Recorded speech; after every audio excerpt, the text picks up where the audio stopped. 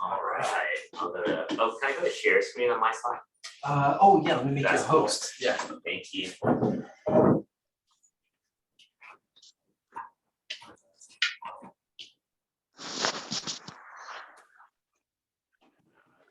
From up here. Hey Joseph, how you doing? I'm doing well. How are you? Hey, doing great too. It could just be the two of us, so we'll crush whatever you want to cover, or I can just jump right into command to a degree, if that helps. Okay, sure. Awesome. Let me ask you a question. When it comes to your business so far, what kind of tech support are you using? Are you using command? Are you having trouble with CAR forms or with SRAR resources? What would be the main thing you would like to cover today? I would say I haven't used a lot of command because we have a lot of different companies that gives a lot of resources. So I'm just playing with their stuff. So Okay. like they spend so much. That's great. I mean, there's so much.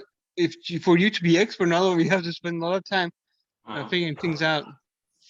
Yeah, I was going to ask you if there's something specifically that you want to cover. We could definitely cover it, or I can show you what I use to like run comms and things of that nature. Will that be something you'll find useful since you're getting re-engaged back into the career?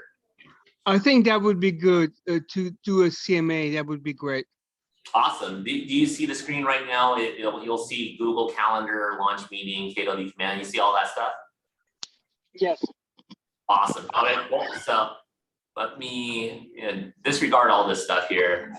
I just do a lot of stuff in between my days and whatnot. Here. Let me move this. Bam. All right, cool. So I have a new window. And, for example, I use srar.com. Are you a member of SRAR? Unfortunately, no. I've been using the Beverly Hills, California Yes. Association Let me for a ask long time. So I've been using them.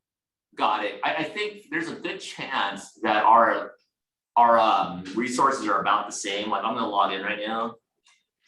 Okay.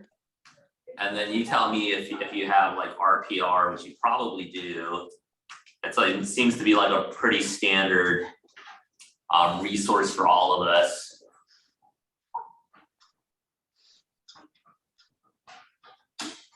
All right, so do you use, well, I can show you on ChrisNet, and then you can tell me if there's like some similarities. I mean, you just have to kind of plug and play with, depending on how you utilize your search. Susie's here, let me log in Susie. And then let me ask you, do you have RPR? Is that one of the resources you use? No, I don't think so. I've been playing around. Well, they change all the time. It used to be called they call Vista now, so they've changed things a little bit. But I frankly played with them all the way through, but I didn't see anything like that. Okay. Oh, by the way, Susie, it's great to see you on here. Thanks for jumping on with us. We're actually, Joseph and I were the only ones here to start. So I asked them if there was anything pressing they'd like to cover. I kind of threw out the idea of running comms and stuff like that. How you been? Great, how are you? Oh, you're on mute, I think, but it's good to see you nonetheless. I missed you guys so much. It's just that my house is in Glendale, and I don't get to be around the Calabasas much, but I really am following you guys with everything, and I loved your events photos. Congratulations, Philip, on your event. Oh, thank you. Appreciate that. I mean, you're a great mentor for us. So that event, is it done for your team, your staff? I mean, what was it all about? Oh, it was the other way around. We actually celebrated our strategic partners. So our team threw an event for our lenders, our escrow, our title, insurance, photography, staging. Man, the list goes on and on, but everyone that's really helped us, and we've never done an event this large, so we covered as many people as we could going back 8 years that we're still in contact with on a regular basis. We invited like 55 people. We ended up with about 20 or I should say 31 people actually came out. So it was a pretty cool event overall. And we're thinking about doing some more of those, like maybe like a more personalized dinner with our termite guy, our inspection, our top lenders and stuff like that. So it was more like an event for them and appreciating them and what they do. And something we don't think about, but we get referrals from all sorts of people. Why wouldn't we get referrals and build a long-term relationship with people we're already referring business to? And every so often we might get something from, from our photo guy or photography guy, but this is just a way for us to kind of build that professional relationship and a personal one too through that process. I think it's very rare that an agent does this for all its vendors, and it's so they probably appreciate it so much. And as you said, they would send you a referral because of that. And nobody has ever done that. I think a lot of the agents, they just they give them business anyway, so they would just think that they don't need to do that, right? But that was generous of you. That's a really good point, because it's one of those things where a lot of times people are like, oh, and I didn't even think about it until they came up to me and said, oh, I thought you wanted us to sponsor one of your events, right? Yeah. An event here or there or whatever. And I thought, oh, well, no. We're throwing a party for you guys ahead of us throwing a party for our clients. We'll do one for our clients in June. And we're thinking of having our strategic partners there, but not because they're going to pay for it, but because they're really good at hanging out, talking to people. My wife and I are naturally introverted, so. Oh, no, you're not. Yeah, my wife especially, me too. Oh my God, I could never think that. I mean, I would rather get like Jamie and Ben or Carol Mascara or Lester, let them do the mingling. It's funny, they outside of maybe the home inspector and termite, our buying clients, and especially our sellers, they'll never meet like a vendor, right? Or a vendor or strategic partner. It's just all email, text, phone call relationship. So, but these people are actually really cool in person, and we can leverage their personality strengths to match with our clientele.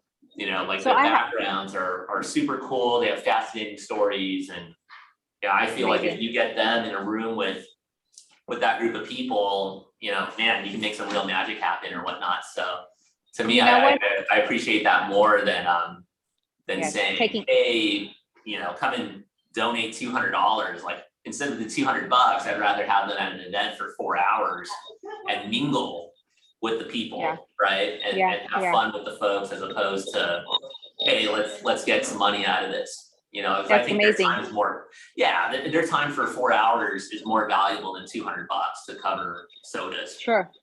You know what, Philip? I have 2 questions for you. I'm just wondering, when you say La Familia team, is it just you and your wife that's in a team, or you have many other agents together?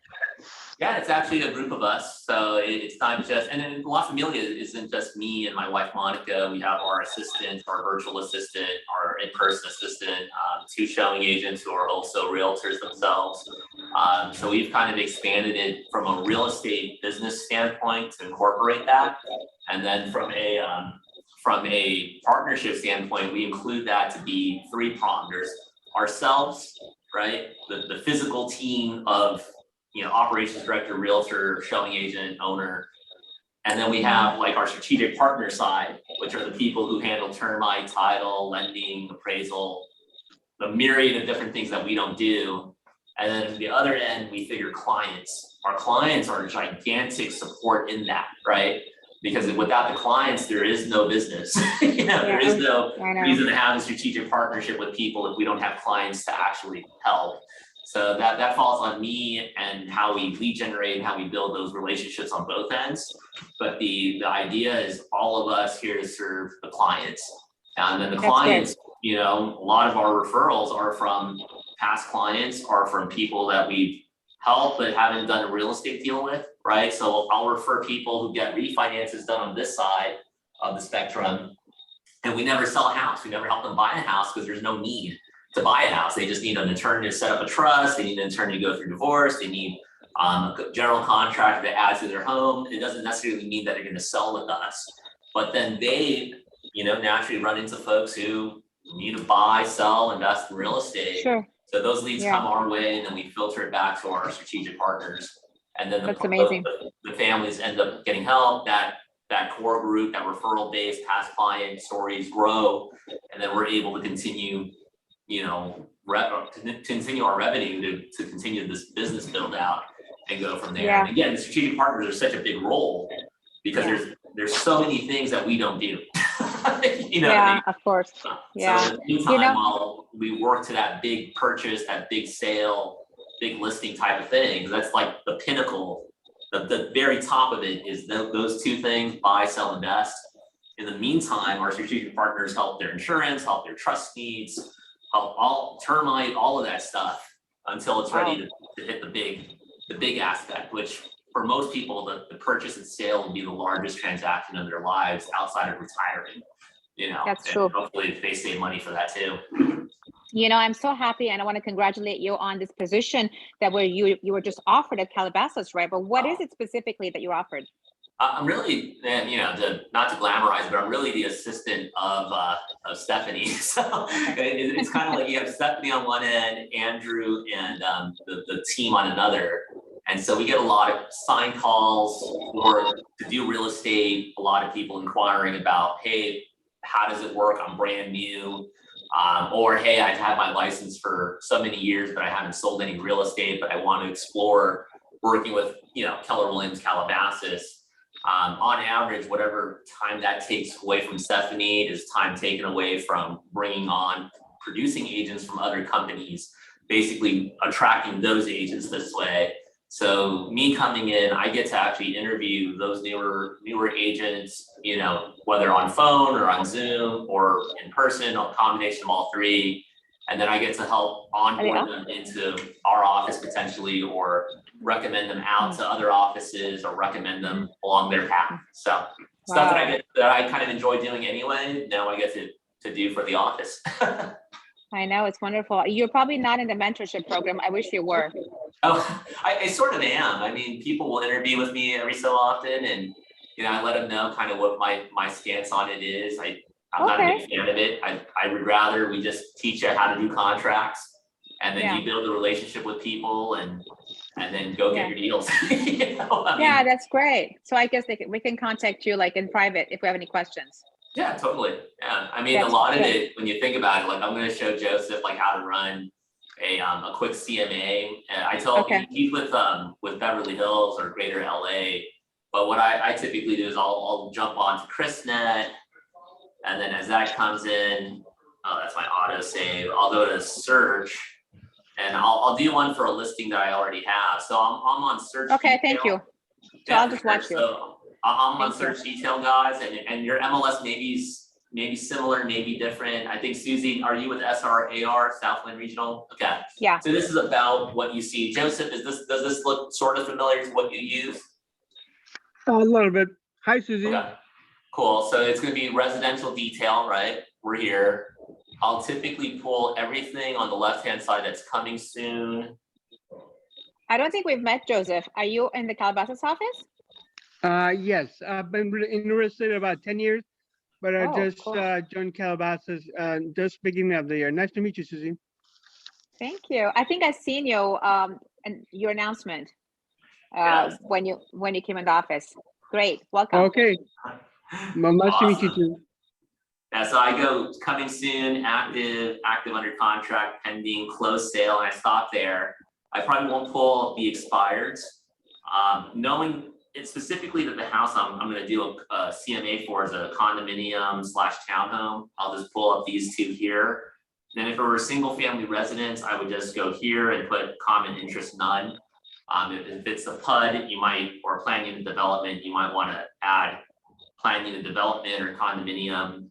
But for sake of this example, I'm just going to use these two as my items, condominium and townhouse. I'm going to circle it within my listing, which is 14074, I believe, Van Nuys Boulevard. And this will allow it to pull within a mile of the property. Now you can manipulate this and drop it to a smaller radius.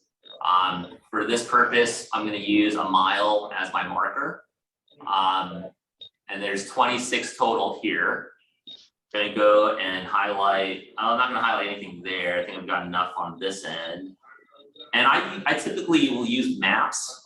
I prefer the map priority of seeing what's available there. And then you can manipulate and zoom in and then see what is selling in the area. So if I zoom in directly on top of the property, I'm gonna see my listing 409, this is the property I have for sale, right? That's my subject property. And then I have Congratulations. another one. What was that? Congratulations. Oh, thank you. And then this is the property I sold. I want to say we closed in January. So I know this is a mirror match 365, $365,000. So I'm going to highlight this, knowing that it's a complete mirror match. 2 bedrooms, same square footage, same HOA. It's literally in the same building, right? It's just probably off a little bit by map. I'll take a look at these 3 homes. Very similar in square footage, 900 square feet. And this is really neat because the bedrooms and bath count is actually smaller than our subject property, and we're in escrow for 430. So I'm going to highlight that. This one's 485, a 3 bedroom, 3 bath. It's also a larger home. If I send that to the appraiser, he's going to think I'm stupid, right? So I'm not going to highlight that. He'll think, oh, now you're just trying to stretch it. And then you have another 3.3, also more than 1,000 square feet at 470. But the fact that we have a relative property here that listed, oh, it's active on the market, shoot. In fact, they're all active. One closed for 1,270, this one's active. And what I'll do, I'll likely call the agent and see kind of what their deal is. It looks like they were under contract here before. Days on market 3 versus concurrent days being 35. And who's the agent? She's out of area, but I'll give her a ring and see what their deal is. So not too great there. And then I'll zoom out, still within a mile. I have other listings I can use. This one's a 2, 3, again, slightly larger, probably not the best to use. And you can also change the square footage. So if you wanted a certain square footage of the area, I would go say no more than 1,100 and go under that. So if you put a minus sign to the to this number here, it'll say, hey, anything maxed at that less than this number will populate. In this case, we have 9 properties still that still fit the criteria. And if I hold, in my case, if you hold shift on your computer, or if you're using a Mac laptop Mac, you can hold command and just click, and it'll, oh, whoops, or is it shift on my case here? Hang on. But anything that's on the market, of course, you can use if it's not closed. Anything that's closed, you can use for comparison market, right? No, absolutely, totally. Because it also depends on the appraiser, right? I mean, I don't want to give them a hard time, but we definitely want the value to come in. So in this case, I'll go and do these 3 houses that we've just selected, and then I'll pull these homes here. This is just under just a little over 1,000 square feet, but it's a 2.2, similar to our listing. And maybe we get the adjustment on the square footage, right? So I'm going to highlight this one. I'm going to highlight this one also, just under, you know. Let me avoid the 3 bedroom ones. This is a 2.2. This is perfect. Another one we can pull that closed at 437. And then one more on Plumber. This is great, 428. Sold price, 2.2, right? The good news is with this particular, just to give you a little bit of background, we have the buyer committed to paying a $15,000 difference on appraisal off the bat, right? So we have a little bit of cushion. If it falls from 430 to 420, my client's still excited. If it falls down to 415, my client's still excited. If it falls down to 400, my client's not so excited, but he'll feel good about selling at 415 anyway. So we have some protections built into place. And what I'll do is I'll hit print. I'm going to print this out for my assistant because she's the one who's going to meet the appraiser. And I want you guys to understand something about meeting the appraiser. I've been told as a listing agent, meet the appraiser in person. But I also found that appraisers a lot of times are pissed off when we show up. They're just not very excited. So I asked them up front, like, hey, you can't even tell me about the appraisal. You can't give me a number. I get that. what's your stance if I email you or meet you to drop off appraisal comps? And the guy was fortunate enough, he was kind enough to say, hey, I'll take an email. And yeah, if you want to show up, great, but there's not a whole lot you can do once you're there. Oh, wonderful.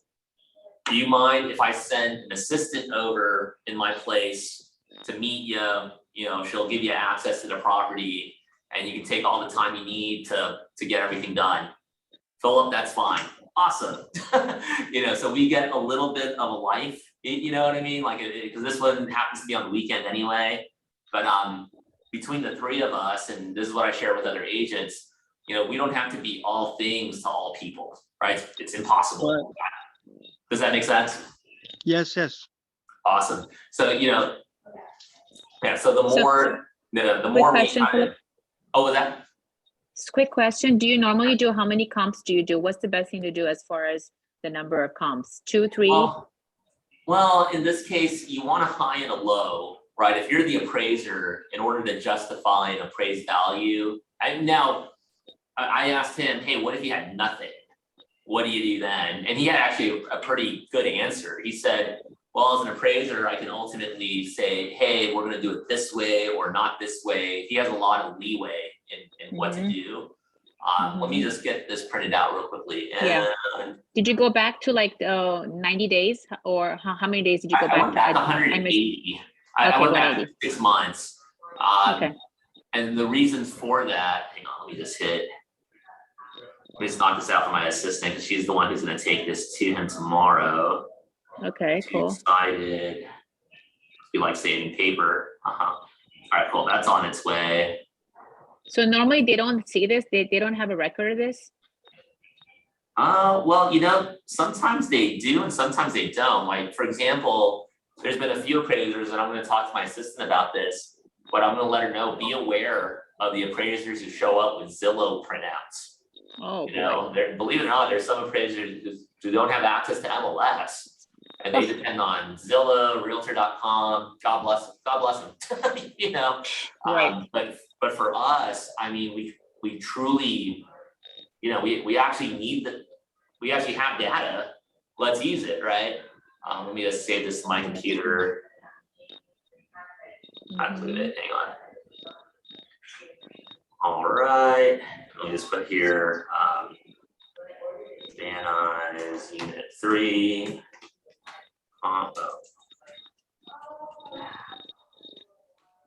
So from looking at this, have you priced the listing correctly?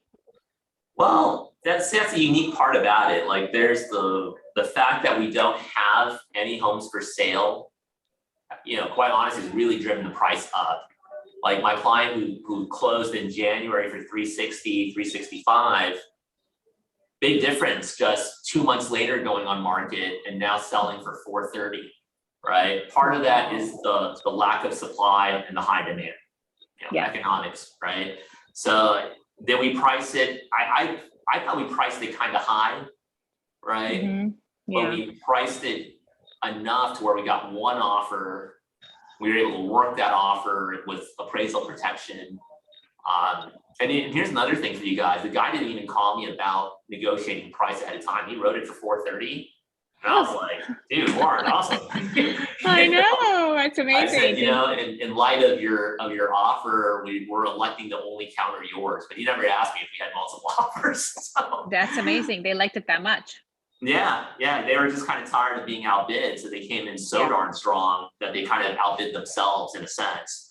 But that's okay. We'll take it. So I think I priced it too high, to be honest with you, for us to only get one offer. Multiple showings. We got like 40 showings. Don't get me wrong. The open house was popping, and our teammate got a listing lead in the same building, and someone who wants to sell, buy, and another person wants to buy. So not a bad afternoon for her to do open houses. But yeah, the market kind of determined that. If the market said, hey, a lot of people came in but no offers, hey, then we really overpriced it. Or a few showings, then hey, it didn't show up on anybody's radar. But it's hard for me to imagine someone who's buying a condo anywhere in the valley without looking at 450 and under or 500 and under. If you're a buyer's agent, working with someone, you're like, hey, you need at least 510% down. right? Ideally. Yes. You know what, Philip, I have a question now. I'm seeing a lot of different properties going back on the market. I don't know as an agent if I should recommend those to my client. What do you think about those?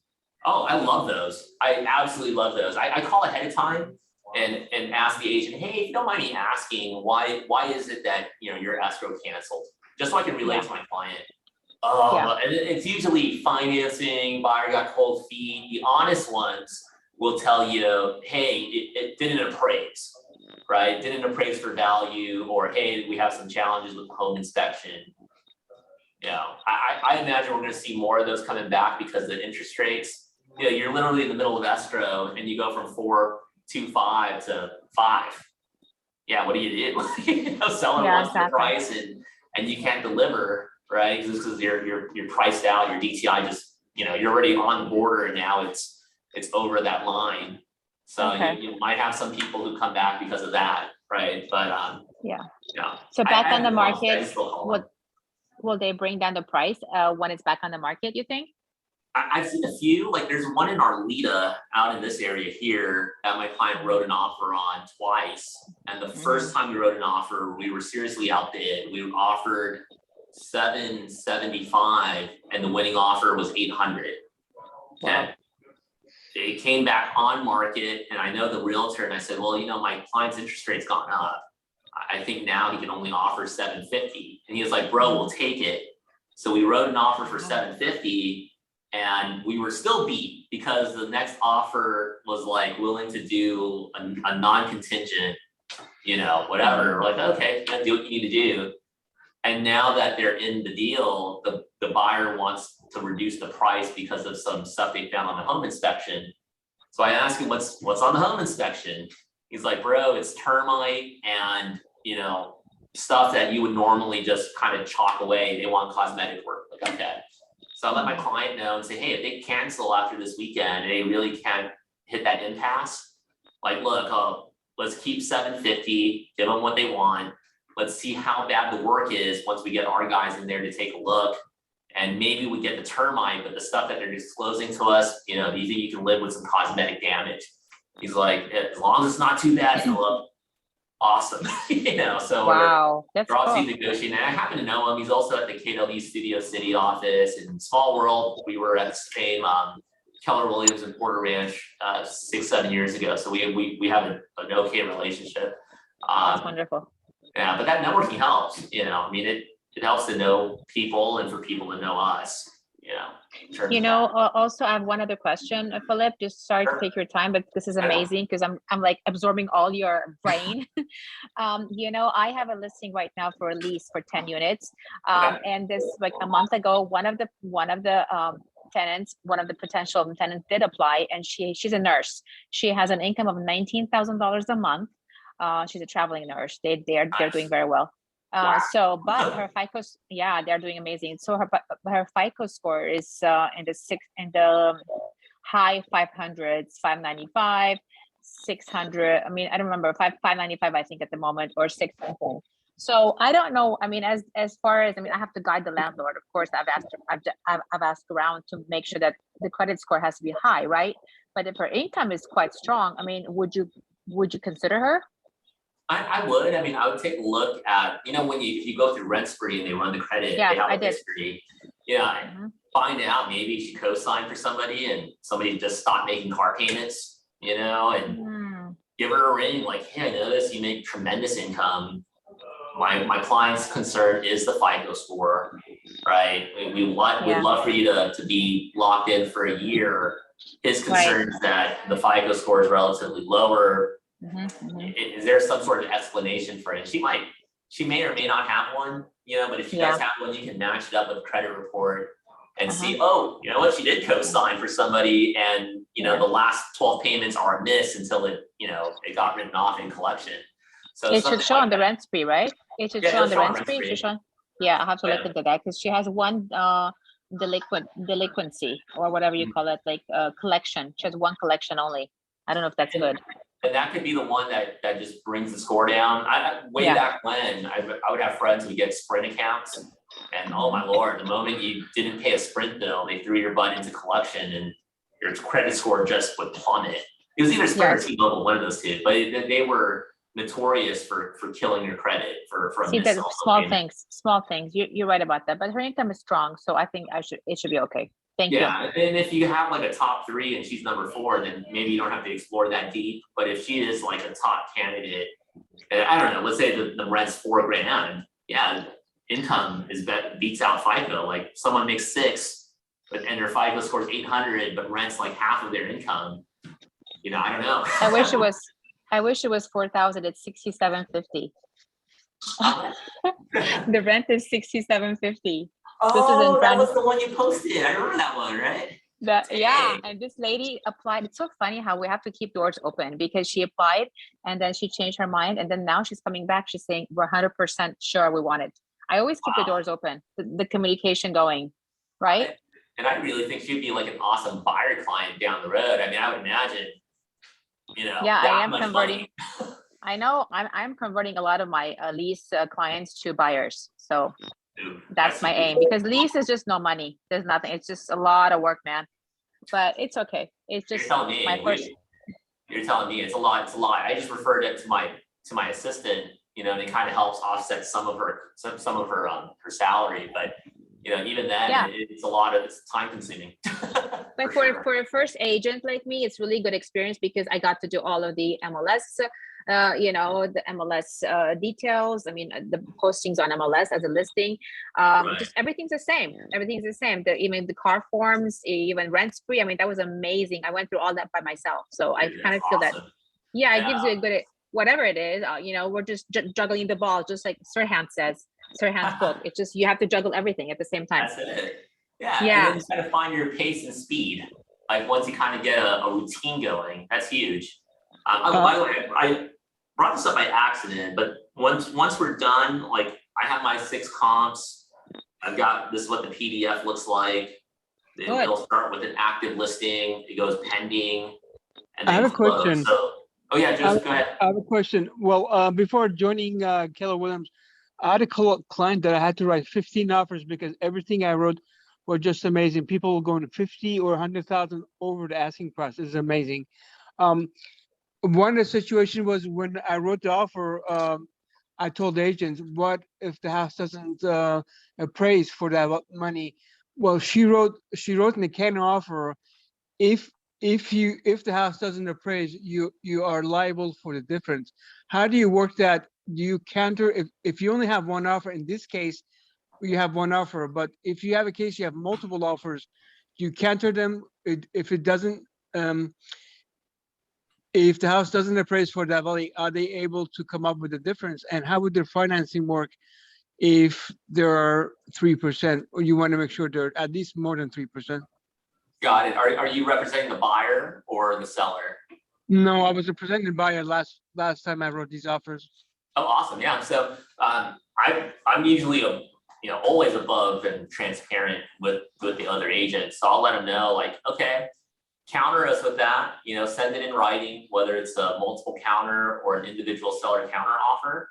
And I let them know up front, like, hey, I've had a conversation with my clients, and the most they'll pay a difference on is whatever the number is, 10,000, 15,000, 20,000, 5,000, whatever that number is. Just get that from your buyer ahead of time.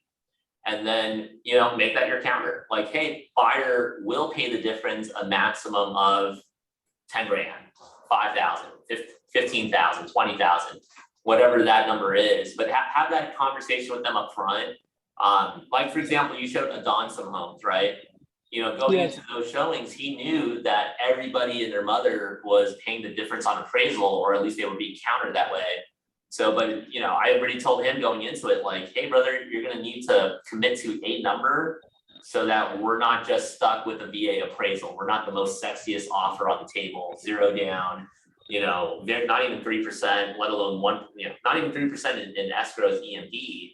So I said, we got to show them something, right? So preparing the client to paying that difference is a big deal.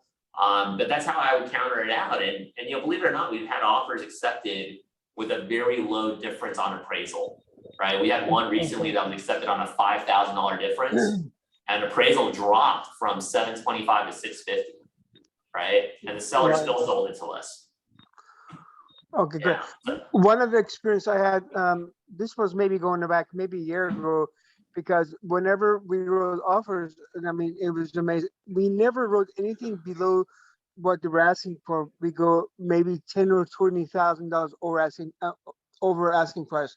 But what we had to do, I hope you have a good relationship with the lender. I had to call the lender multiple times and had them increase the loan amount, because we had a certain amount, so we went up and up to be able to write offers, because the prices were going up. I don't know what the market is this year. I know that the interest rates are going up, so this may be a different market from last year. I just want to let you guys know about that. Oh yeah, you nailed it, man. Interest rates are higher. I mean, from a pre-approval standpoint, I always ask the lender just to give us the max, right? Like, hey, they're qualified up to 900,000. We're buying in a market of 750 to 800.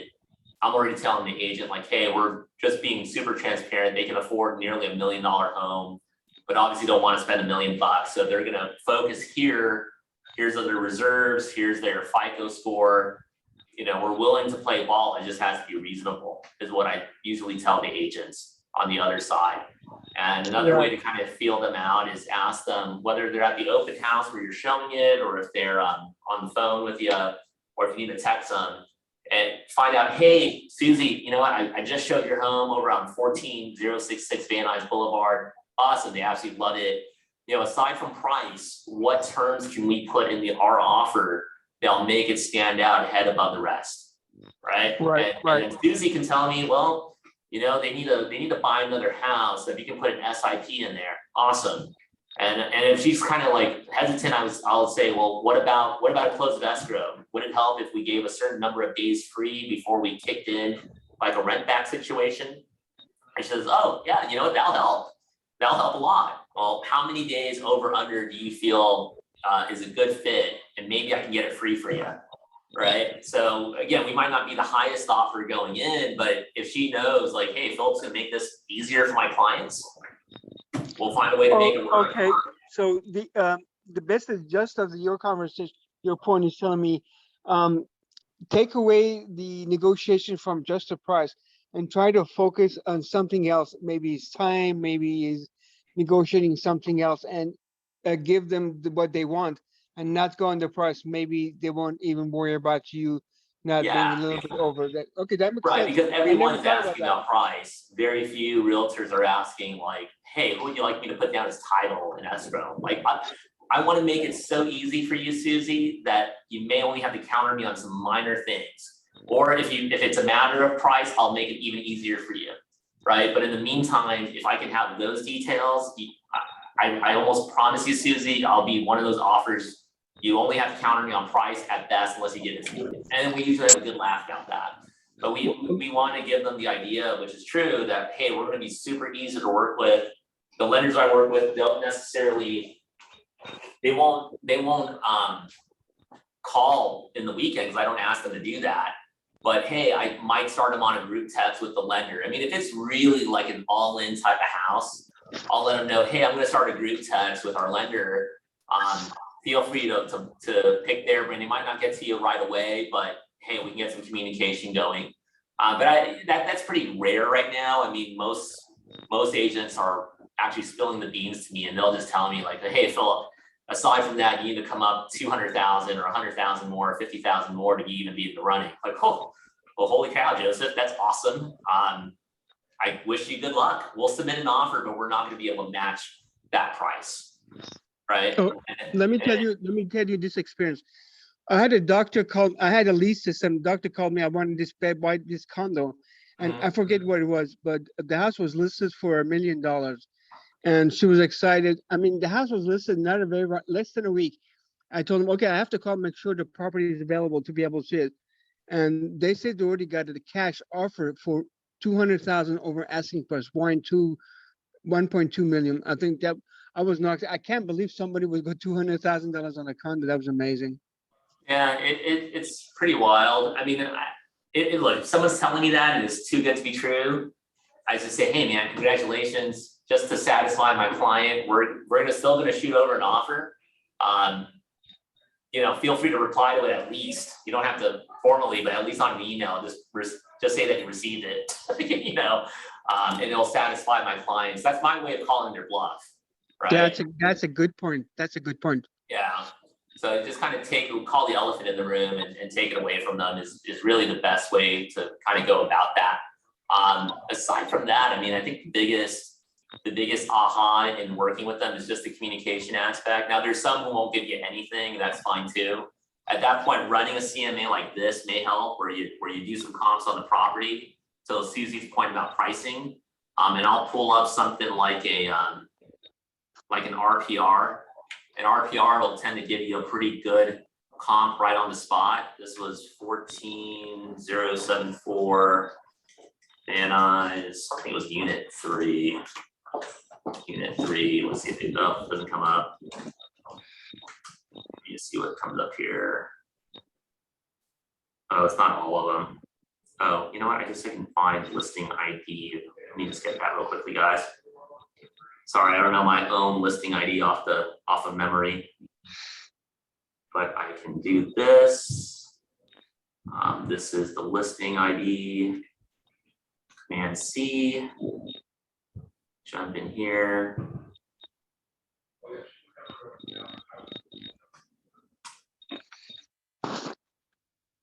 Here we go. And then, so this is the subject property that we want information on. Oh, yikes, yeah, real value, $399, and this is straight from RPR. So not looking promising, but if you wanted to kind of find on the fly, like a quick value, this is one way to do it, right? So if I'm writing an offer, I'd be a little suspicious or a little suspect about going to 430.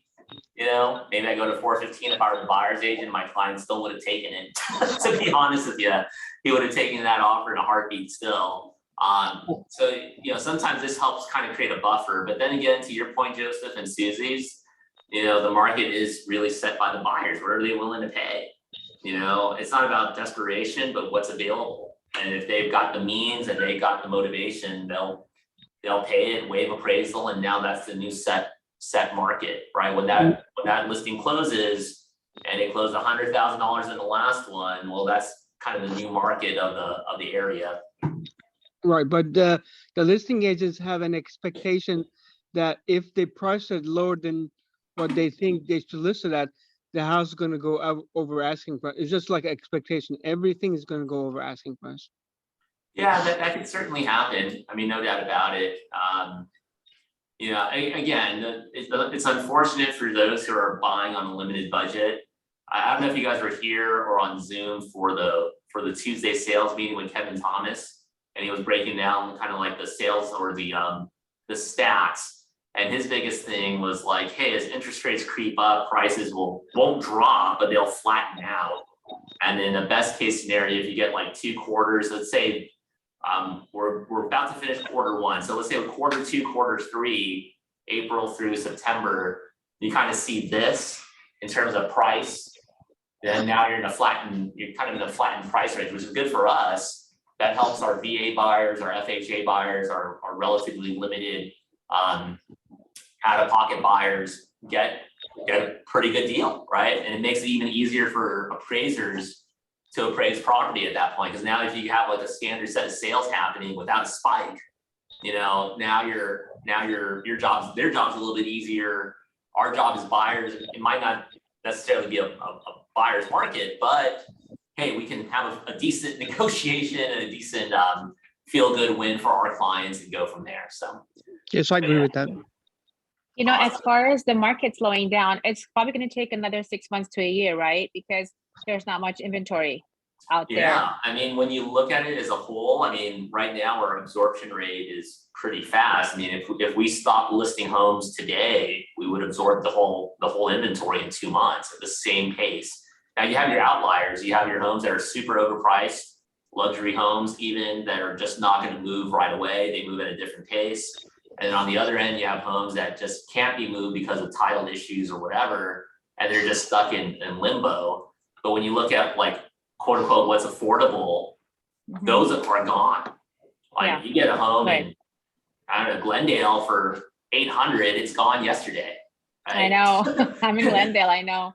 Philip, I just wanted to ask you one more quick question. Sure. As far as like as new agents, I wonder if I can recommend something for you guys to do in the office for us new agents to help us out.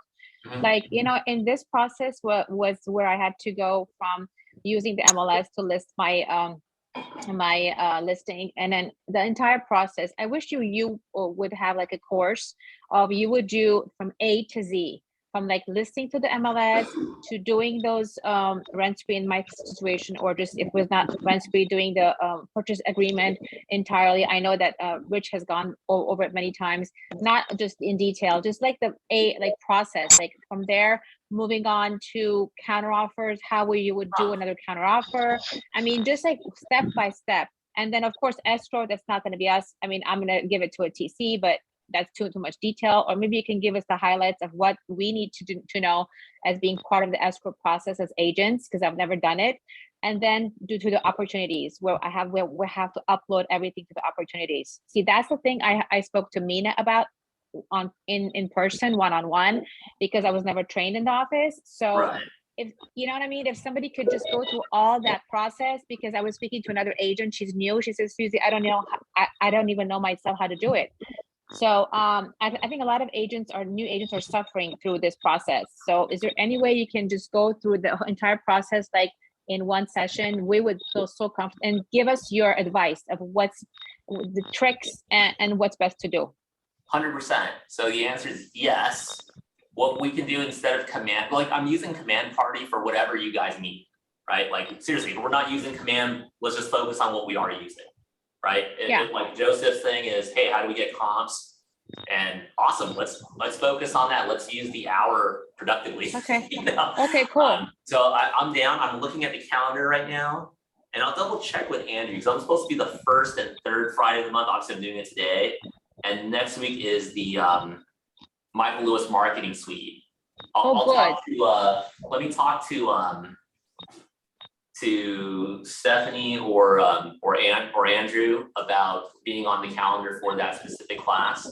So that means do you know what I mean? I mean, is that gonna, and I can recommend a lot of my friends who are new agents to be a part of that class because they need it. Everybody needs it. They don't know it unless you get a listing. That's when you learn, right? Yeah, well, I mean, I like to teach templates, right? How to set it up to where it's perfect. instant. You can write your offer in 2 minutes or less. Right. Right? This morning, I didn't want to run my printer last night. It's in the same bedroom as our master bedroom. So it's our son is sleeping. I'm not going to run print, right, and wake him up. So I waited to come in today, did it. It took me like, I don't know, 45 seconds to prepare a listing agreement because everything's already preset. I just have to copy and paste, APN number and ownership information, and that's it. And with writing an offer, it's like 2 to 3 minutes to write it. I spend more time talking with you, the listing agent, than I do writing it, just so I can get all the details of what's a winning offer for them, right? Okay, cool. There. So don't quote me on it, but I am down for the 8th and the 22nd of April. However, I'll talk to I'll look at my schedule because next week I may have some time on Wednesday to teach on the 29th. I could probably teach a class on 29th at 12 noon and then run a training then. Perfect. 12 is perfect. Yeah, but it just kind of depends on what's on the calendar already. And I would love to teach it because if all you did was get templates down. Yeah. My God. Car, right? Yeah, in car. See, that's what I did for the listing for my lease, because right now my first one was Mina was amazing. We did it like a Zoom thing, and she said, Susie, put that all in the template so that it'll be right away. You have, because there's so many forms you have to even send to Keller Williams forms and all kinds of forms you have to send to the tenant. So it's crazy. I mean, it's people think it's just so easy, but it is easy once you get the template going. Yeah, right. Thank you. Once you get the template down, that's like 80% of it. Then it's just a matter of like, oh, hey, we got a new RPA. Great. Well, let's set it up one time or different times, but one time get like at least your DRE information in there. Right. And then she sent me the checklist. She sent me a checklist of what needs to be done. So there was a checklist. And we can do that together. For sure, I know I can teach on the 8th. but that might be too long of a wait. So I'm gonna see if I can get on, let me just put on my calendar right now. Thank you. Teach templates. Yeah.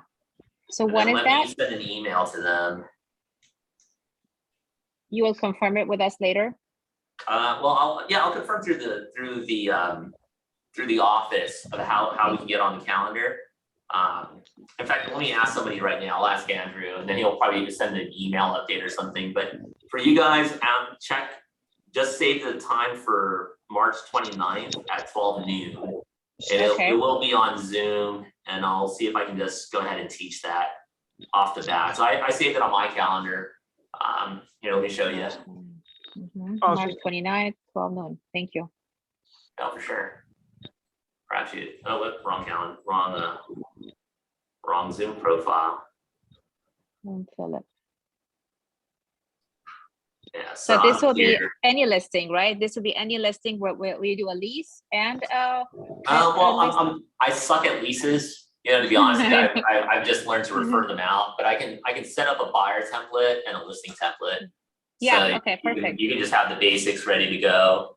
And then clear disclosure, I don't TC my own files. I outsource that as well.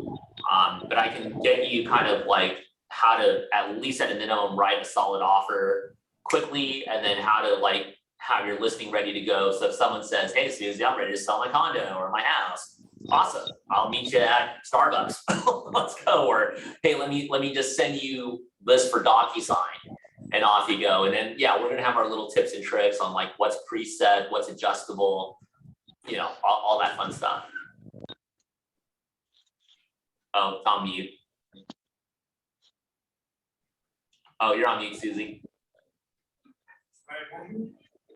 Yeah, it just, once we get the templates going, we just have to fill it in and then send it to DocuSign, get it signed, and then upload it on the opportunities, right? Yeah, and you're set. And even that I kind of outsource. But yeah, you're 100% right. That's pretty much it. You outsource to your client, to your assistant, I have a or question to a and TC? a comment. I have a question and comment that may help Susie maybe get a lot more money in leasing. How do we do commercial? Do we have to have a license for commercial, or just get involved in that? No, you can technically do commercial already, but I mean, I've learned to just refer it out. Yeah, and me too. take, I don't know, 25 to 50%, whatever's negotiable, right? Did you say 50? Did you say 50? Yeah, I wish it was 50. there's actually a guy that I work with where we do 50%. Yeah, you know, I just referred. He's super cool. He's super cool. Oh my God. Yeah. You know, I just referred a client for a hotel. He wants a hotel resort, and I just referred him to another commercial agent out of Harbor, and he said it's 25 okay, and I'm like, okay, I didn't even negotiate. Are we supposed to negotiate better than 25? I was stupid. Well, I got a listing today, and we're giving the agents in Paso Robles 30%. You know, instead of 25, so he got a little extra. And then with the agents here, I figured 25, I'm cool, it's in-house, you know. The guy I'm referring to is Brian Hatkoff, and I've referred a ton of people his way. Some of it's panned out, most of it hasn't, which is totally fine, it's part of the process. But I figured, he was like, yeah, Philip, if you want to learn and be with me on the appointments, we'll do 50-50. I'm like, done, I get to learn and earn. Yes, exactly. You know? So I mean, that was cool. I mean, 25% is not bad either. You're not touching any of the stress. You literally just connected the parties. High five. That to me in and of itself is amazing. The reason it's 50 on my end is because I go on the appointments. Okay, cool. Yeah, so there's a shared experience in that. Right, right. See, Okay. I don't think he would offer more than 25 because these commercial agents are so tough. Even like 25 is, I think, quite good because this is like a resort hotel. I mean, it could be millions. I'm like, oh my God, I hope it works out. I heard people only get 10% or like a flat fee, you know. So I've also heard that. So 25%, I don't mess around with it. If they do it for 25. Yeah, that's what I did. That's what I'm like, 25 is fine. I didn't want to get to it. I'm like, but it's a great guy. Jason Default is an amazing commercial agent. I hooked my client up with him. You know, they do, and they're solid. They're solid. They're solid. And such a nice guy, just like you, Philip, such a humble kind of guy, and they're do amazing. Yeah, Thank Philip, you're a golden person. You got to know that your heart is so sweet and you're so generous. And I wish God gives you more and more because you deserve it. Well, thank you Yes, guys so yes, much. Thank you, yes. Susie. Appreciate it. I would say the same. I mean, you're so accommodating, and now on top of that, you're a leader. It's just you're golden. So the reason why I was telling Susie I wanted to her make money, I think she should go into commercial. Don't be afraid. I mean, just find a mentor that's in the commercial. That if you love doing leasing, why do a leasing at a Oh, you don't love it. I don't like. you're I gonna don't like. make 10 million That's or funny. 20 million leasing. So it's a good way to Yeah. make more money. You know what? I Oh, don't why I don't yeah. like leasing. I don't like leasing is because they're finding like a lot of properties themselves on Zillow and on apartments.com, and they go on their own. They don't need us. So Yeah. I wouldn't want to compete towards, the mass. Yeah, I do the same thing. I tell them up front, go to Zillow, Thank you, go to Joseph. Rent I know what you mean Cafe. though. Yeah, try all those resources before you go to us, right? I'll send Yeah, you a that's it. few, and if your Yeah. credit is great and you can do the deposits, which are typically higher than what you find on your own, awesome, let's do it. But I let them know the rules of engagement up front. Like, hey, ideally you want a 700 plus FICO score. You want 3 months reserved in order to put for deposits. The first and last, and what's it called? The first month security deposit, last month plus keys plus dog. Hey, you have a dog that's large, considered a large breed puppy or a large breed dog. I'm almost like disqualifying them at the offset, And you know what? I also challenge them, like, hey, you're willing to pay up to $5,000. My goodness, have you thought about buying a condo? I see your reserves, like, holy smokes, you can buy an apartment building with this money. Like, tell me more about why you're leasing. And if it's like Right. super short term, like, oh, I'm here as an actor and I'm trying to, Yes. or I'm just doing this for short term. Awesome. I'll still challenge them to buy a condo because after they move, they can rent it, right? And Right. perpetuate their Yeah. money. But That's anyways, the guys, perfect thing to say. Thank you, Philip. But my just quick thing is that instead of having that scenario, my scenario is like they have very bad credit score and they want to pay half of the rent that my listing is, and they want me to help them out. I'm like, I have gone through so much hell and they just keep on bothering me. And I just say sometimes I guess I could help them out. It's a few $100s. It's better than not having anything, But then again, it's just they don't get qualified. I've applied. I mean, it's a lot of work for me, and then they're not qualified. So that's double whammy. It's like a doctor. A doctor will tell you, like, hey, you got to lose your foot because the gout is just extreme. We can't do anything about it. Like, oh, well, let me get a second opinion. But if you're right, I'll come back to you. It's almost that way. Like, I mean, look, if there's something truly on MLS that we can help them with, hey, John, we found something. This is what they want in advance. They want to know that credit is like in the sevens. Can you pay your way through rent spree and we get an idea of what your numbers are at?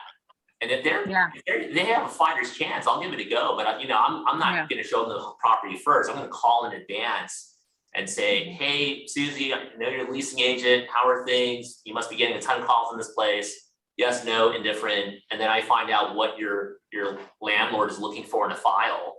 And 9 times out of 10, it's usually high FICO score, decent income or reliable income, stuff like that.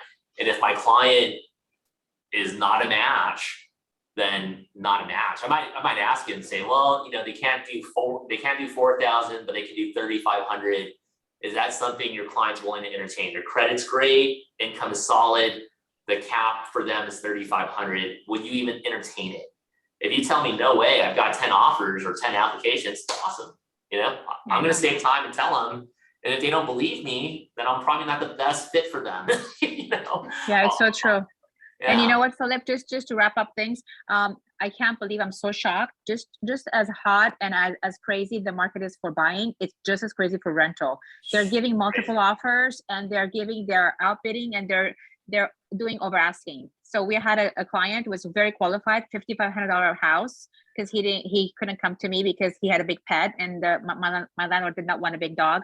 So that I was like, I'll help you another house. So I got him this great house in Burbank, amazing. He had a back unit of a studio and he's a musician. So it was like perfect for him. So $5,500 is what the asking price was. There was 15 offers on this house for rental.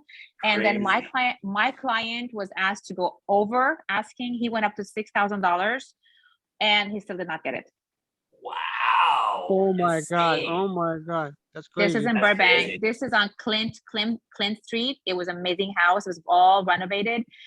So the back unit was the best part. Is a music studio for a musician. So he's a musician himself. So he died to get it. He went up to 6,000. It still didn't get it. Can you believe that? Crazy. Yeah, it's That's crazy. the kind of market we're heading into. Anyways, guys, I got to jump off, Thank but you. I will talk to somebody and get on the calendar for the 29th. And Thank you. I will Thank look you, forward to Philip. catching you guys at 12 noon. Thank you so Thank much, you, Philip. We Philip. love you. Have a nice Nice to weekend. meet you, Susie. Thank You you, guys Philip. too. Take Bye, care. bye. See you later. Bye. Bye. Love your stories, Philip, Oh about no, right scouting. back at you guys. Thank you.